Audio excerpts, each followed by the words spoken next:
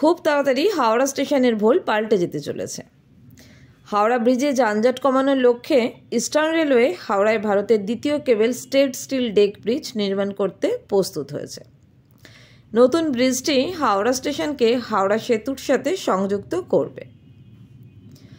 আশা করা হচ্ছে এই নতুন পরিকাঠামোটা অনেক পুরনো এই হাওড়া ব্রিজের ওপর অতিরিক্ত যান চলাচলের যে চাপ তা কিছুটা কমাতে পারবে। সামনেই হচ্ছে চাঁদমারি কেবল সাসপেনশন ব্রিজ, যেটা তৈরি হচ্ছে।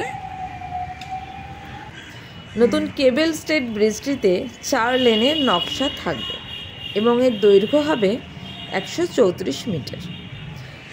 যে চাঁদমারি ব্রিজ 1933 সালে তৈরি হয়েছিল তার দৈর্ঘ্য ছিল মাত্র 60 মিটার। এই প্রকল্পের জন্য মোট খরচ হচ্ছে 200 কোটি টাকা।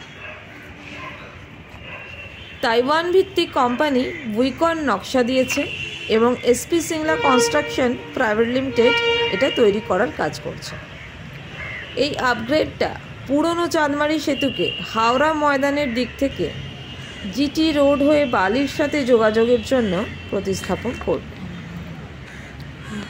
সেতু নির্মাণের পাশাপাশি ক্রমবর্ধমান যাত্রী ট্রাফিক পরিচালনা এবং সামগ্রিক ক্ষমতা বাড়ানোর জন্য হাওড়া স্টেশনের উল্লেখযোগ্য উন্নতি হচ্ছে।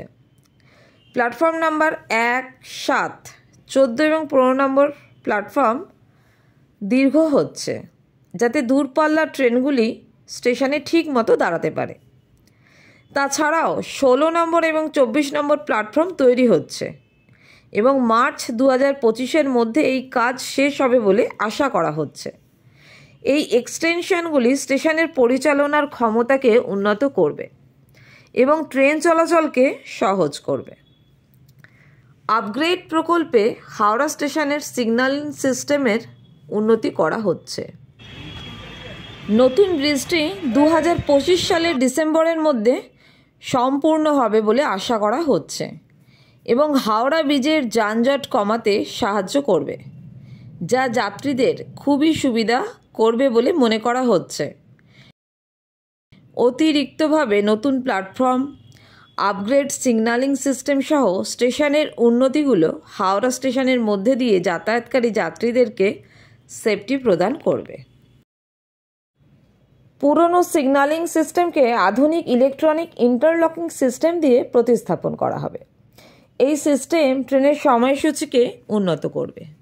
এছাড়াও ট্রেনের স্টেশনে ঢুকতে অতিরিক্ত দেরিকেও নিয়ন্ত্রণ করবে বলে মনে করা হচ্ছে এবং সামগ্রিক নিরাপত্তারও উন্নতি করবে। কমেন্ট করে জানাও এই সিস্টেমের জন্য সত্যিই কি আমরা উপকৃত হব। ধন্যবাদ।